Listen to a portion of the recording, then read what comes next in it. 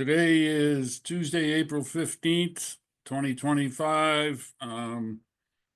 First Tuesday meeting in April for the Berlin Board of Health being conducted via Zoom as per government allowance. Anybody that wishes to talk will be given that opportunity. The meeting is being recorded so that people who may not be able to attend can certainly review it later and get back to us with any questions. That's a simplified version, and I think that's adequate. We've been doing this for so many years now. I think everybody understands how this all works. Let me give Bill a call. See if Okay.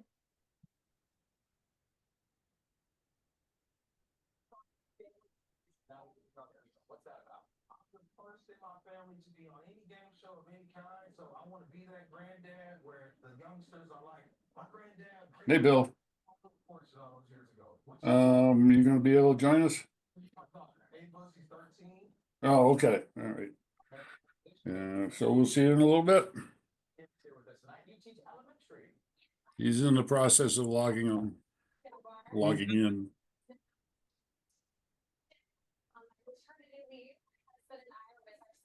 He's flying out, and we watch it every single night. And you can say, "Got me through my maternity leave." We're happy to help out. And you like to cook, but specifically something in the kitchen, right? These for about 15 years, and so very strict gluten-free diet. And a lot of people would think gluten-free doesn't taste good, but I can confidently say I'm a professional now, and I found some really great recipes. Good luck tonight. Nice to meet you.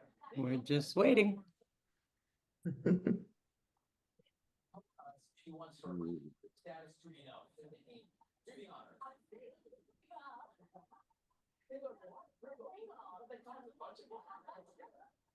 And you plan to take your love, your passion into a Paul, you having an earthquake over there, or is the cat playing with your video screen? I think it's my essential tremors transferring into the desktop as I write. Yes, Bill. Okay.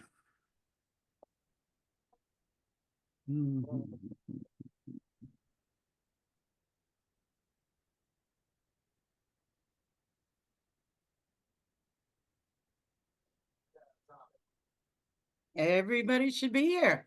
There's Bill. Man of the hour. Bill, are you on mute? At least my screen says I'm not muted. No, Okay, we can hear you. You know, Okay.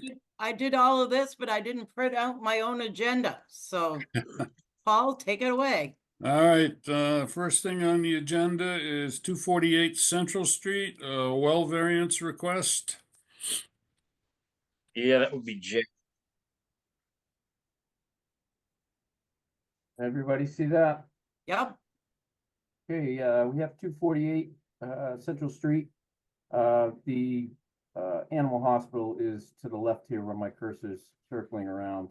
And you're heading up Central Street towards Hudson off the sheet here.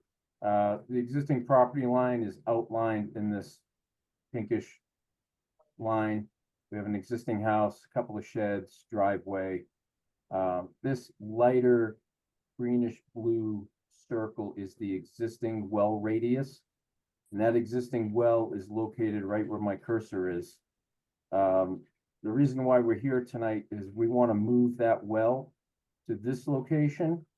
And this piece of property is going to get transferred to Habitat and Bruce Wheeler's group for access for out the back area to this chunk of land here. This piece of property, a little bit of history on it. There was an agreement that was put in place a number of years ago between the two previous owners of the backland and 248 Central Street, that they would allow this right of way to be used. Also in your file, and I think Bill has it, I'm not sure if Berlin has it yet, there should be a letter from the Conservation Commission that they approve or like this entranceway to this property back here better than the alternative. And I'm not privy to that. Greg Roy may be able to speak on to that in a few minutes. However, when this parcel does transfer, this well will be discontinued, abandoned per the regulations, and a new drilled well will be located in this area. This darker blue circle would represent the 100-foot offset for that well. You can see in yellow is the existing septic system over in this area. And we would be looking for a variance to the Berlin Board of Health Regulations, section 4.1, which is the minimum distance from a private drinking water well to a property line into a public or private way shall be 50 feet. This current well right now is 36.3 feet from the property line to the left for the animal hospital, and then 62.8 feet to the offset to the property line for the street line. We plan on proposing the 50-foot minimum off the street line and then having 10 feet off of the new proposed sideline. It will be a drilled well. It'll be deep. I think the existing well is also a drilled well, which is fairly deep. So I don't think there's going to be any issue with any road runoff that would affect that well. We've had some preliminary conversation with Bill Brookings in regards to this, and I'm not going to speak for him right now, but he seemed to be in favor of the proposed variance request. This proposed well would be pushing further away from the animal hospital property. We're still maintaining the 50-foot offset from the street, which is in your regulations. And we still would have an area large enough for a reserve area over in this area, providing that the shed at some point would be moved if that were ever need to be installed. I don't know if Greg wants to add to that, to the presentation at all. A quick question, just for my own orientation benefit. Is this the property that sits between the animal hospital and the currently for sale semi-abandoned house and barn? Correct. Okay. And the right of way, talk to me about that again. It's on the left-hand side? It would be on the left-hand side of the house or the right-hand side of the animal hospital property. It's a 50-foot strip that would gain access to the back area out here. Whose back area is that? That would be Habitet's property. No, Habitat property. Oh, Habitet. Yeah, I Hmm. could provide a little bit of color on that if you'd like, Mr. If the yeah, board. please do. Please Sure. do. Greg Roy, Dillson Roy, and I'm here with Jack tonight. Not because Jack needs any help, but because I've been working with Bruce Wheeler from Habitat, who's also on this call for a few years on this project. As Jack said, the back land there actually has frontage on Central Street, but it's on the it's on the far side, if you will. I'm not sharing my screen, but it's on the other side of the animal hospital.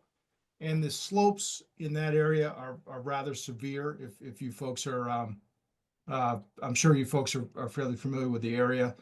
So a number of years ago, before our client, before Bruce Wheeler and Habitat ever had any interest in this property at all, the folks that own the property in the back that Habitat has purchased worked out a deal with the folks from 248 Central Ave to negotiate this land swap, if you will, to negotiate a right-of-way for the purposes of a more feasible access to the back land. So in doing that, when Bruce and Habitat purchased the property and we started exploring this a little bit in more detail, we did the surveys that were required and so forth. It became apparent that the well the existing well is located in that area that was identified to be utilized for the right of way for the back of the property. So that's really why we're here tonight. we have filed a parallel application with the Conservation Commission, presenting another option for a location for this well. But it's in the rear of the property on the opposite side of a perennial stream and wetland, and would require quite a bit of work from a Wetlands Protection Act standpoint to get that completed. So, you know, this option seems to be far superior from an environmental protection standpoint. And we don't see that it would derogate from any of your sort of interests relative to well regulations. You know, it would require a variance technically from a proposed property line, but it's one that we're proposing. And it would result in a further buffer between the actual animal hospital property. I think that would be the most significant property that's affected here. And it also results in the new location would result from a further setback to the wetland resource area. So it sort of seems to us to be a win-win. You know, in this specific case, we of course don't dare ask the board for variances unless there's specific circumstances owing to the circumstances of this particular project that seem to be in play. So I think that's it. I'm happy to take any questions or any of the other Okay, members. thanks for the presentation. There is some things going on here that I'm currently unaware of, and not really germane to what you're asking for here, but this proposed right of way, what size parcel does it open up to? That's a great question. I don't have that handy. Bruce, do you know what the total acreage is up back there?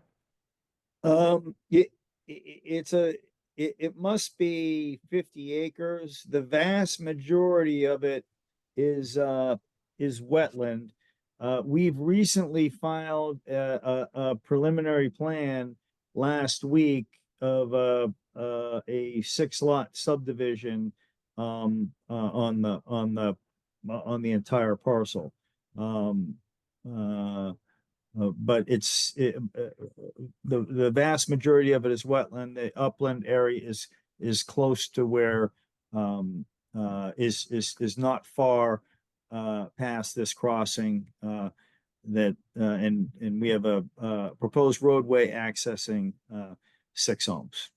I seem to remember for sale signs along Central Street, and I want to say they were talking about 47 acres. So what you told me jives to Yeah. what my understanding was for amount of land there. And I know it had been looked at by a religious group and some other things. Because Yeah, it was the Cannings. you don't find 47 acres in Berlin very often. No, it was owned by the Canning family, and they owned it for many decades, and they were friendly with the residents of on Main Street, and they worked out a land swap agreement, and I purchased from Canning, and the current residents of this home purchased from the previous people, and we're working off of the land swap agreement that our predecessors had entered into. So yeah, it may be 47 acres, but Yeah, I'll give or take a couple here. I just Yeah. wanted to get my brain wrapped around the particular parcel, and I think I know exactly where we're talking about now. And this development is something that hasn't crossed the board's desk just yet. I know the town has been looking for some property for Habitat for Humanity, and seems like there's a possible one here. All right, getting back to your requests on this. Bill, do you have any questions or thoughts? Has granted this variance in the past. They're looking for less than 100 feet to a wetland, which has been done. And less than 50 to a property line. It's really looking at what the impact is on the abutting property. The animal hospital system is on the opposite side of the Opposite building. side, right, Yeah, so there's yeah. really, you know, that abutting lot isn't really being impacted by that well radius. Mm-hmm. Okay. Okay.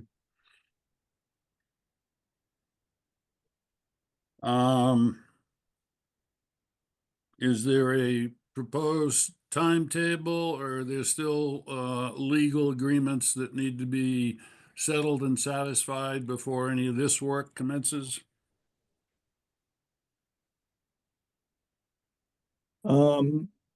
I think it's really just a matter of the timing of our permitting. We filed a preliminary plan with the planning board last week. And we're gonna be moving forward with the with meeting with the planning board and going through that process. As well as filing a notice of intent with the Conservation Commission.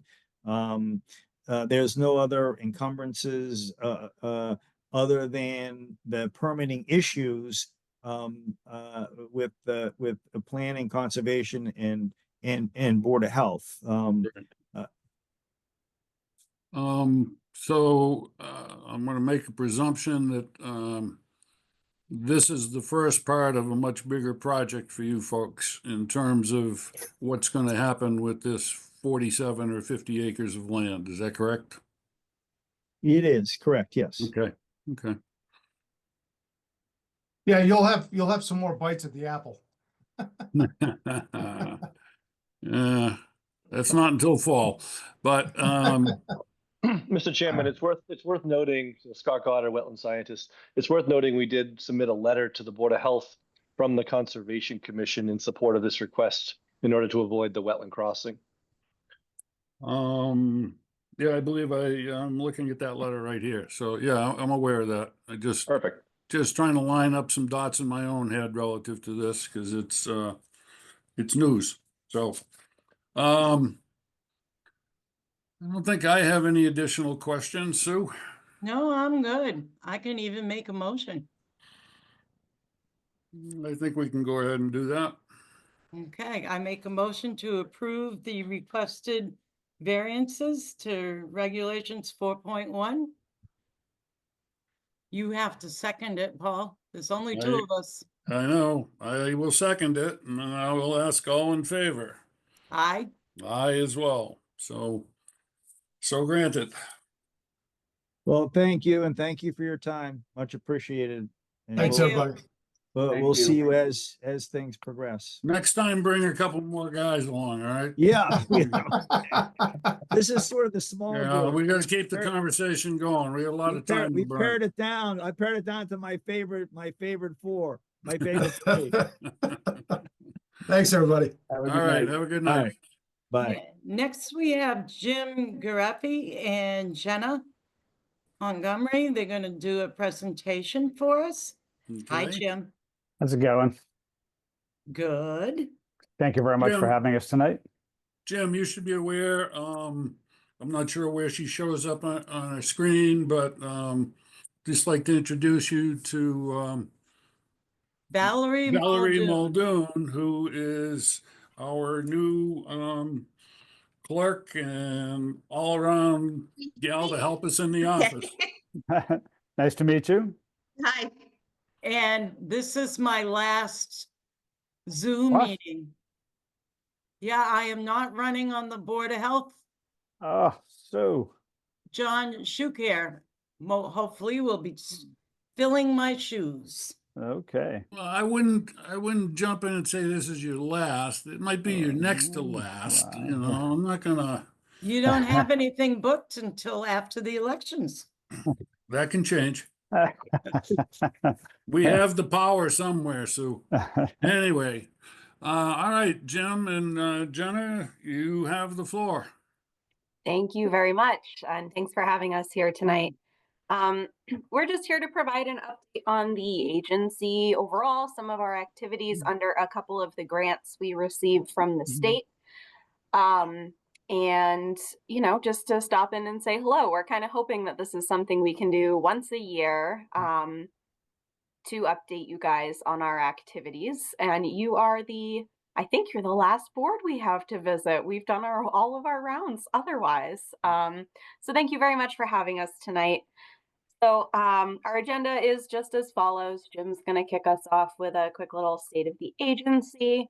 We're going to talk about the Public Health Excellence Grant and the foundational public health services model that the Public Health Excellence Grant funding is moving us toward. We're going to go over our work plan and sustainability initiatives under Public Health Excellence Grant, very high level, just to give you guys an idea. And then we'll also talk a little bit about the CTCI grant that we also received from the state. Go ahead, Jim. Thanks, Jenna. So what I'm going to do is just talk a little bit about this past budget meeting that we had. Like all of your communities, we're not escaping the kind of the tightness of budgets and increased expenses we didn't really anticipate. One additional thing that we're dealing with this year is the loss of a town. Town of Littleton voted to withdraw from the agency, and that'll become effective June 30th of this year. With that loss, there was also the loss of assessments and fees. One of the ways we've tried to address that reduction in revenue is not to fill a position and to you know, kind of trim a part-time position to try to get into budget, in addition to increasing the assessments by 10% and the fees as well. So that's how we're trying to address the loss of the town and the increases that we saw to our budget. Again, I'm sure you're not surprised that things like the healthcare costs and that have gone up pretty significantly. Just to give you kind of a cost comparison, the agency is funded by two major sources of revenues. One is the assessments that we collect from communities. That accounts for about 45% of our budget. The other is the fees that we charge for the services we provide, and that's probably the other 55%. If you look at kind of the cost for the board, the per person cost, it's about $6 a person to provide public health in Berlin. If you add in the monies from fees, it brings it up to about a little more than 12. If we add in the money that the state has provided through the Public Health Excellence Grant, gets us a little over $15. And just for comparison, statewide public health is funded to the tune of about $17.50 per person in communities. So it just kind of gives you a perspective of where we are, where you are as far as funding. Jenna mentioned the Public Health Excellence Grant. One of our goals in that plan to the state was to do, you know, kind of address our governance and bring it up to date. And one of the things we're trying to do is update our bylaws. So the agency is governed by a set of bylaws. Those bylaws were probably last revised significantly. I mean, other than adding a couple of communities in 1996. There's been some significant changes in the agency since then. And our goal was to try to approve them in March, except I forgot to put them on the agenda. So we will take a look at those in June. One of the big things that's kind of hanging over our head and we're really trying to address is this issue we have with the state pension fund. Back in 1967, Neshoba voted to join or chose to join the state pension fund. At the time, neither Neshoba or the staff at Neshoba nor the state really gave a lot of attention to it. Our first employees probably started getting pensions about 1980. In 2014, the state sent us a letter stating that, oh, we haven't billed you for the portion of your pension that we should have been paying. You should have been paying since 1980. We're going to forgive that stuff we haven't billed, but we have to start billing you going forward. And it's a pretty significant bill because of the way that cost is generated. They essentially take the difference between what the employee paid in and what the person's getting paid out, and we have to pay that portion. And just so you understand, there's two payments. One is the employee payment, and we've always paid that. The second is the employer's payment, and that's made up of all these little slivers of people's pensions. And we don't get a bill for that until about 15 months after those payments have been made. So it's really difficult for us to budget. So when we spoke with the folks from the state pension fund, they stated that to change the mechanism for either payment or dealing with the arrears wasn't something that they can do. By law, they need to bill and collect. They suggested that it needed a legislative fix, and so we have been on that path ever since. We've introduced our own legislation. We were appointed to a working group with the Executive Office of Administration and Finance. We're not the only entity that this is affecting. Most of the planning commissions are in the same boat. So the state tried to get all the parties together and see if they could actually figure it out. That didn't work out. We've, as late as last year, there were, a couple of bills that were pending that would have provided relief to the agency, but they failed to pass. There's two components to this pension issue we have. One is how we pay the actual, the employer's portion. And right now we're paying in arrears, which makes it very difficult to budget. The legislation that didn't pass and the stuff that's being proposed for this year will address that mechanism. So instead of paying in arrears, we'll be paying based on an actuarial rate going forward on salaries, which will make it much more budgetable. The second part of the legislation will help us address the past arrearages and try to figure out how to get those things paid. And it was that the past arrearages that made our auditor a bit concerned. And I think I sent the letter around for the pension meeting we had in October so that the boards could see what his concerns were. And he told us that we really need to redouble our efforts to get this passed in the State House. So Terry Cunahan, who's our CFO, has been working diligently with the State Treasurer's Office, who really wants to get this resolved, and with the state reps' offices to get new bills filed. So in January, the State Treasurer's Office filed a bill. Representative Scarsdale, who serves Air and Groton, filed a bill on our behalf, and Senator Eldridge filed a bill on our behalf. So there are three new bills that will hopefully people can get behind to help push this matter through. I've been meeting with the different town administrators and managers just to inform them of this situation, just so they're not caught off guard, and asking them for their support and the boards of selectmen support with your local reps and senators to see if we can't get more people to sign on these bills and help push them through. So again, I just wanted to update the board on that, what the situation is, what our actions are, and what we're trying to accomplish. I don't know if you have any questions about that. I know that was a lot of information that was all over the place, but. Well, I have a question that's more about information and doesn't directly ask anything of what you just said, but Sure. Are there other areas in the state of Massachusetts that have similar organizations to Neshoba Associated Boards of Health that, Western Mass that deals with X number of towns? Because from my perspective, Neshoba provides a valuable service, because if we weren't involved with you, we'd be looking at hiring all kinds of individuals to do work at a much more costly approach. And I'm just wondering, are you guys unique in the state, or are there other organizations that are similar? So there's a number of health districts in the state. Okay. Some of them a little, I don't know that anyone has any more towns than us, but there's one out the very west end, right on the New York border. There's one down the southeast area. There's one, I think a couple in central Mass.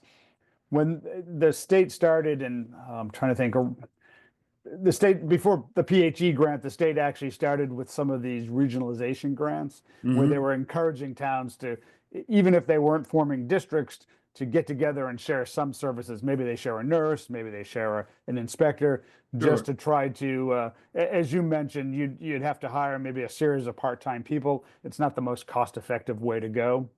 With the Public Health Excellence Grant, and I think Jenna has the exact numbers, I think about 90% of the communities in the state are under one of these shared services organizations. Not as formal as Neshoba or some of the other health districts, but in a format that does similar things.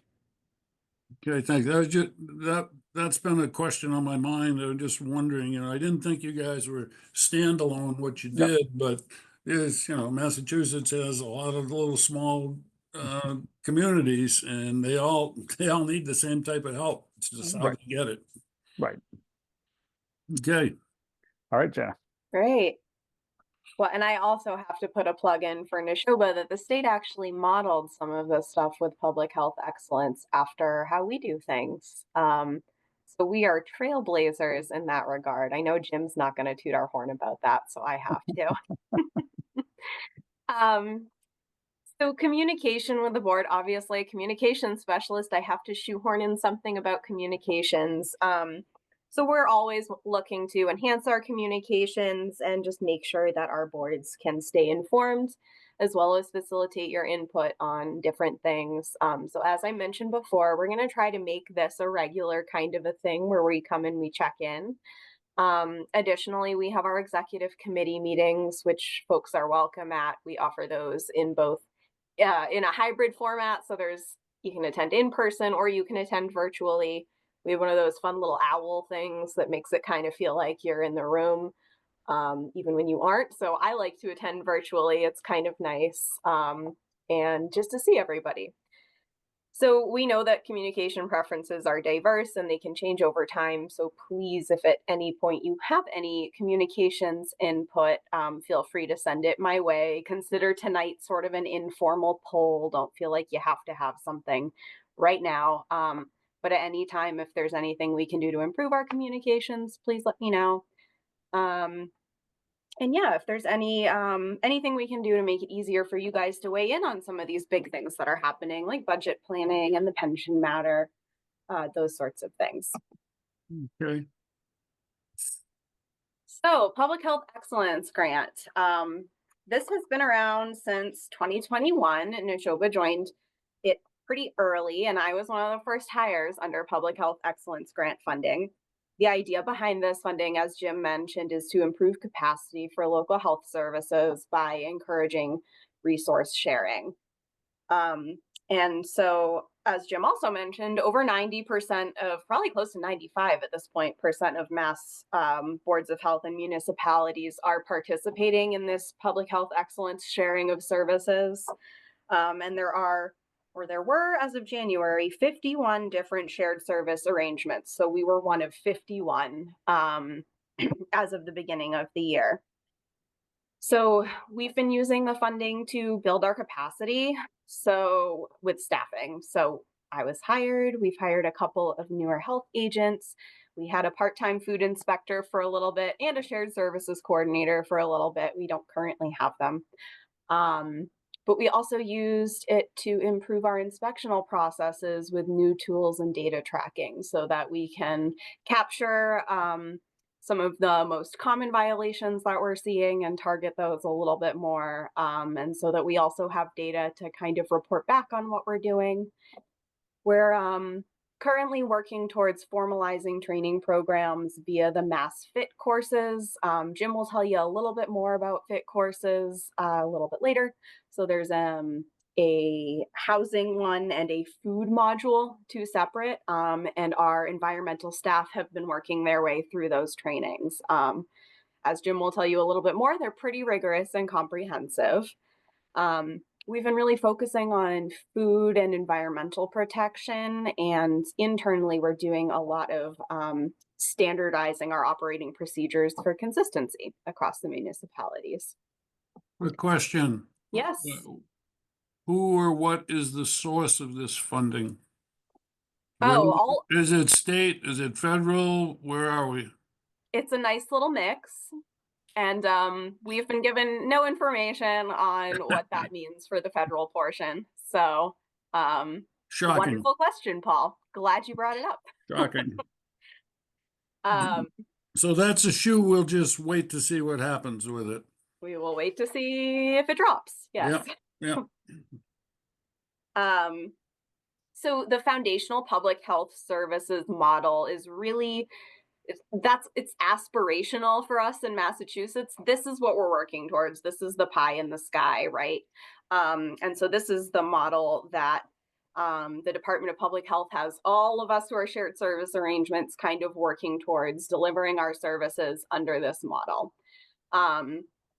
Foundational public health services consists of the 5 foundational areas, which are those bubbles across the top, and then 8 cross-cutting foundational capabilities.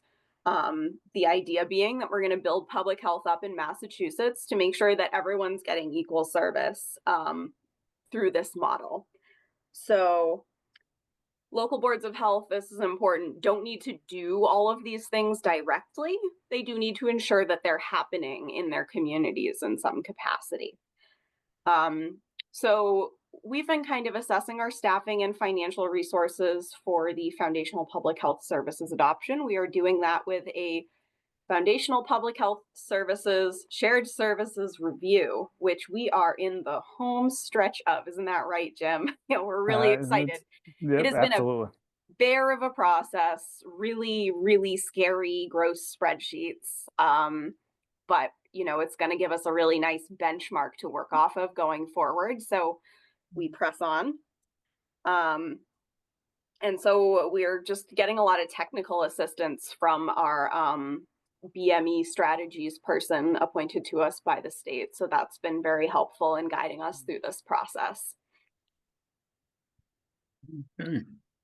So the work plan that we mentioned a little bit earlier, when the state provides this grant for us, they have required us to come up with a plan for how we're going to use the money. What are we going to use this staff for, and the resources they provided. So I touched on a little bit about the governance.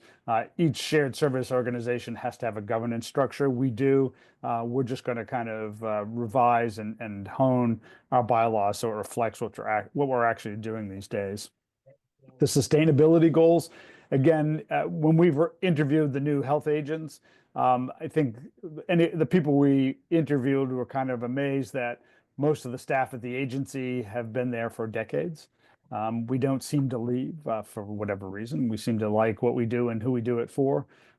So we're trying to work to make sure that we can repeat that model with other staff that we're hiring, make sure we can retain them. One of the nice things about our office is that we have folks, again, who have decades worth of experience. But when we pull a new person in, we can take them out and do some really heavy duty mentoring. So the state has kind of finally caught up with these training hubs as part of this grant. We've had kind of an original training hub model already built in because we've kind of had to. And we've been training our staff to make sure that anybody who goes to one of your towns provides the service you need the way you need it. Jenna talked a little bit about some of the inspectional services improvements. One of the things they did was we got some computers and food service software. So when they go in and do inspections, they can actually do them electronically. One of the things that's allowed us to do is kind of go through all of the inspections, figure out what kinds of things we're seeing, and be able to address those kind of common problems we're seeing with staff. So it's been really helpful for that reason. It's also been helpful from time to time. Some of the commercial kitchen operators ask for public record requests, and it's a lot easier now to be able to provide those records requests out of that system. The training that Jenna talked about, so the MassFit program is the state's new training program. Their goal at the state level is to make sure every person doing public health services in the state has the same level of training. So the 2 courses that they've provided so far is one on food, MassFit Food, and then the housing, so MassFit Housing. So one of the staff today attended one of the training hub meetings. So our training hub has about 45 communities in it. And the MassFit Food, 2 of our staff have gone through all of the tiers. There's classroom portions. There's actually field training where you actually go out with a trained inspector to make sure you're actually doing the inspections correctly. There are 4 food trained staff in our training hub area, and 2 of them are on our staff. So we feel pretty confident that we're moving forward to make sure that we're providing the best trained staff. As far as the housing goes, I think most of us in the office have taken the classroom portion of the housing, and we're just waiting for the training hubs to get us out to do the field part of it. We're also working a little bit of, one of the things that public health nurses do is they do the mandated communicable disease reporting for all our communities. We have 2 nurses and that's the, single mandated thing that we really need to get done.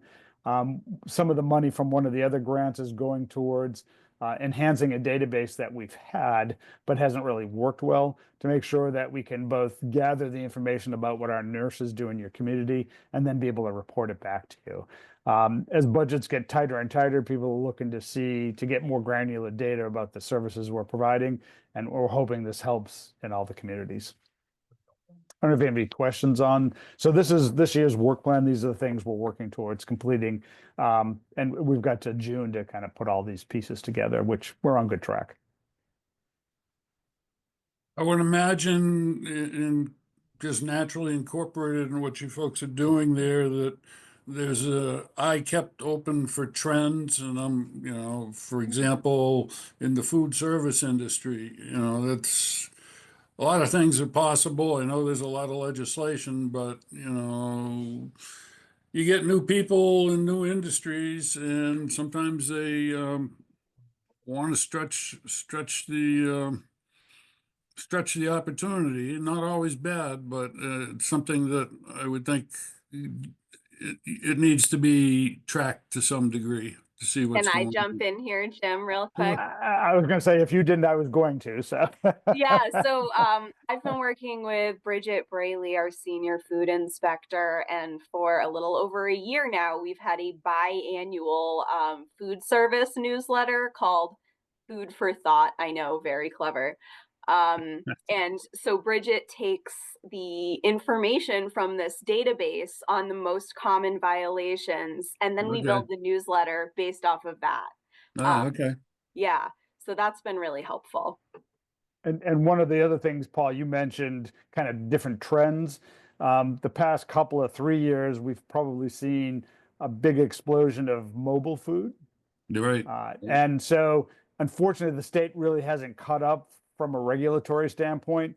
And it's kind of unfortunate, because if you have a brick and mortar establishment, you're required to follow the federal food and the Massachusetts Food Code, which combined are about 1.25 inches thick.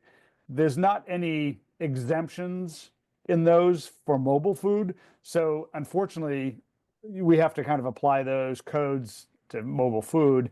And it's really hard if you put together a food trailer based off a landscape trailer model to meet all those codes. So it does present a challenge as more and more people are trying to get into the mobile food business.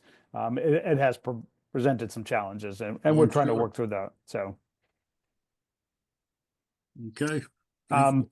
yep, no problem. The last grant that we have is this contact tracing and case investigation grant.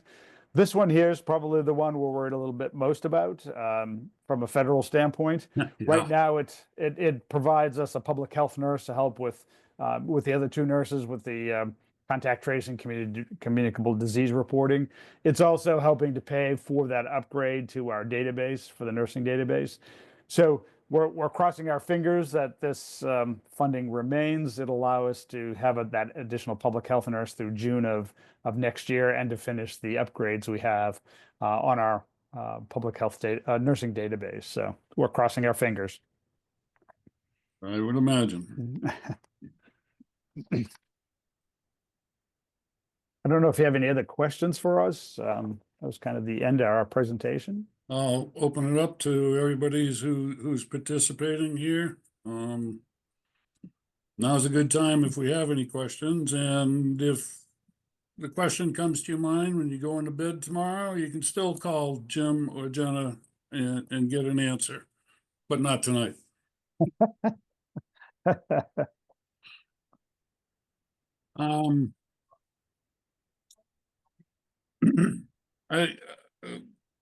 I know the last couple of years,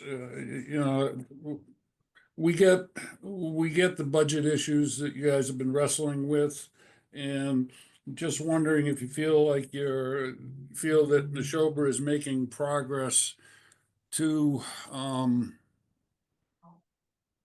be a little, I'm going to say, tighter in accuracy and in a little quicker time frame.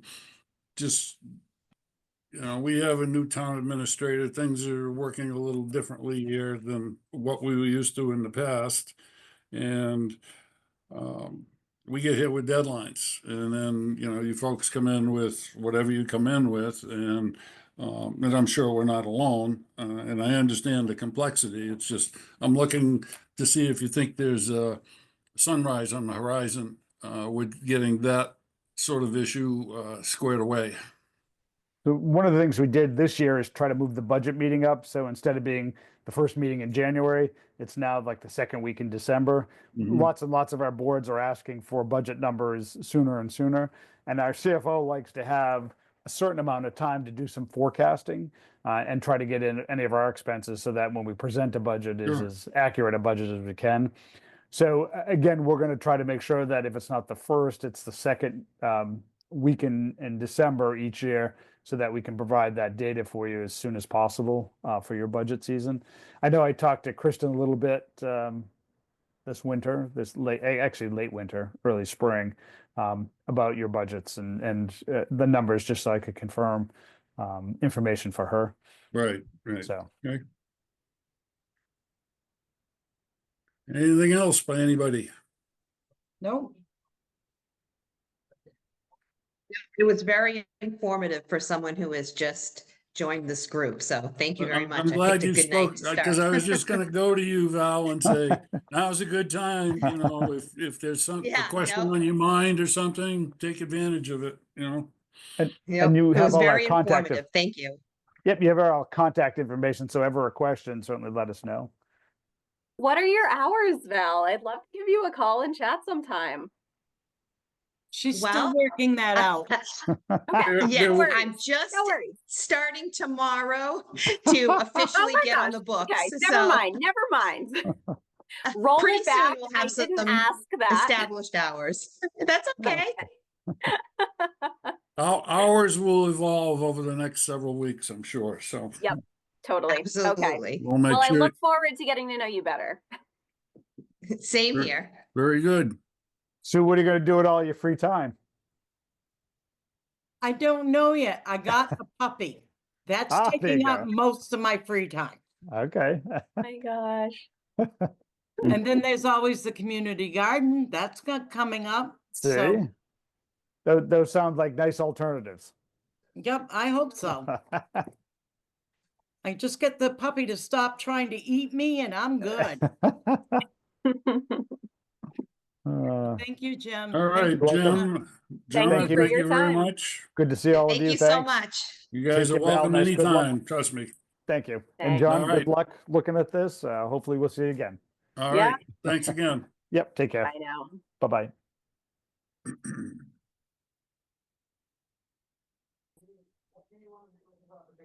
We're down to just the four of us. Yeah, Yeah, we lost John. no, okay. Okay, what do we have left? Permit 37 Sawyer Hill Road. Yeah, did you get a plan for that, Sue? He wasn't sure he was gonna be able to get it over to you. Who was that again? Bob Howarth, 37 Sawyer Hill Road. Let me check. Is that a redo of a septic system? It's not, it's a system we looked at 15 years ago and did not approve. Oh, I remember that. It's the existing barn, I guess you'd say, across the street from the home. And he's coming back with that. Well, because the revision of your septic regulations eliminated the 3 variances that he needed.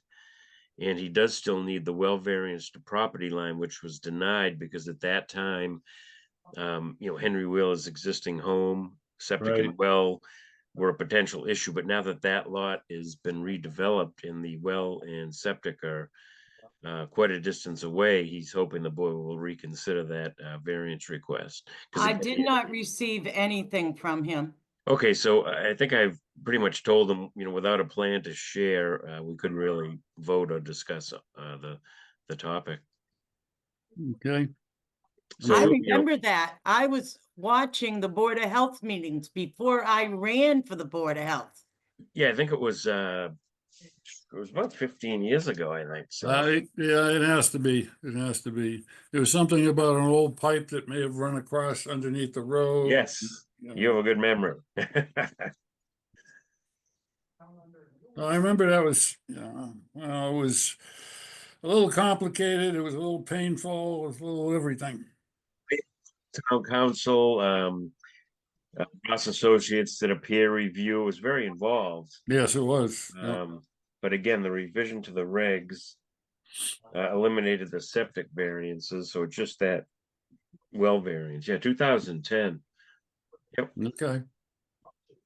actually April 2010. We're on track for 15 years. Yep. So yeah, so I guess without a plan, we will have to bump it. Yeah. Okay. Okay. Now we have Title V inspection reports. 24 Pollard Road.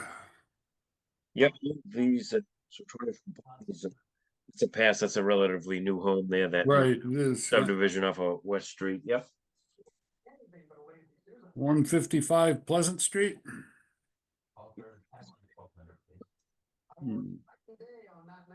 That is it's on the corner of Jones and Pleasant. I think it was a landscaper there. DeCiro. Oh yeah, Anthony ring a bell? DeCiro. Yep. Yep. Yeah, that's a pass. He built that house several years ago, and I'm not sure anybody has been living in it. Oh, really? Yeah, I don't know. Yeah, you do a Always lot of do- work there. Done a lot of work there, yeah. 17 Larkin. Yeah, that is a pass again. Relatively new system. That's one of those new ones on the right. Yep. 20 Woodward. Yeah, that's a pass. That is the house next to Faith Lindsay. So two from the 1870 building. So it's to the right of Faith Lindsay's. Bill? Yes. Yep. Yeah, okay, okay. And we should be getting a report on a Title V inspection up on Carter Street, the old Wheeler's Garage. Yeah, Paul Wheeler's been talking to me about that. We don't have anything on record, so he's just trying to figure out what's out there. Right, yeah. Yep, and just a couple updates. 97 Boylston Road, which is the home of the Matthews that we were going to, Right, because of the difficulty of putting a tank, a replacement in, they did a Title V inspection, and we don't have the report yet, but that looks like it's going to be a pass. We just did the water test last week, and once that's in, Paul will submit that report. and I think on that one, not necessary, but we just want to maybe send them a letter encouraging them to be diligent on pumping of that tank because Yep. because of the complexity in that situation. Yeah, once we get the Title V, we can certainly, Yeah. issue something. Yep. Yep. And then with 39 Walnut Street, that's that upgrade that we needed some additional paperwork on. Oh, yes. Kate was in this morning with all the documents, so that certificate of compliance will be issued, so that'll be done. Excellent. Has anybody approached you about any DUAs? They're doing one, the board approved increase in a septic system there on Lyman Road.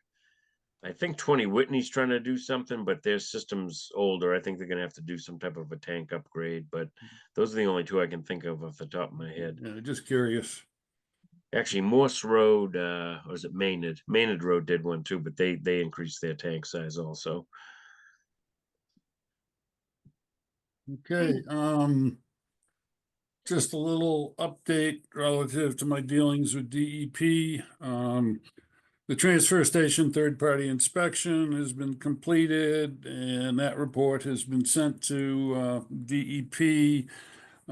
Based on what the engineer report, it doesn't look like there are really any issues with that. you never know until the fat lady sings, but I think we're okay on that. Now, they just submitted, Time Bond just submitted the report on the third-party inspection of the old landfill. And we know there's some obvious deficiencies there. The engineer from Time Bond and myself have talked, and we said, let's just get this report to DEP. Let them digest it for a couple weeks, and then we'll reach out. I'm sure there's going to be some necessary work, monitoring wells, some test holes, test pits, just to see how deep cover material is and so forth. So those monies will come out of next year's budget, and that's when Sue comes out of the closet and helps us here. It wouldn't be fair to put that on Valerie. I've got nothing else, so it's just, we'll see what DEP says. Yeah, Sue. Just one question. When is the Take It or Leave It gonna open? It is. Oh, it opened this week? Opened a couple weeks ago. I don't think so, but all right, I'll take it. No, I was told second Saturday of April. And then, was it last Saturday, whoever was scheduled decided not to open it because the weather was, cold. Makes sense. So- All right. I'm good. Thank you very much. Okay. I've got nothing else. Sue? Bill, spit it Oh, out. Bill, go ahead. Heads up that Ty and Bond did a research request for the Hudson landfill there off of Gates Pond. I just Uh-huh. got that email today, so I just thought I'd give you a heads up. It's a big file. I'm gonna try to arrange a time when they can come in and view it at the town office. Okay. Actually, there was something that crossed my mind that I was gonna give you a heads up or ask you about, and so far tonight, it's escaped me. You did a Sue. You Yeah, didn't write it down. well, sometimes, a lot of these come to my mind when I'm driving. Yeah. Well, I write things down, but then last Saturday, my dog stole my sticky pad, ripped the top note off, and then ate it. So I Oh, had to yeah. go to the grocery store with no list. It has to do with the adhesive they use in those things. It must taste Very, really. very attractive to animals. So there's got to be some animal byproduct in the adhesives. Okay, Okay, Sue, do I I hear a will make motion? a motion to adjourn this meeting. All right, I'll second it. All in favor? Aye. Aye. This meeting is so adjourned.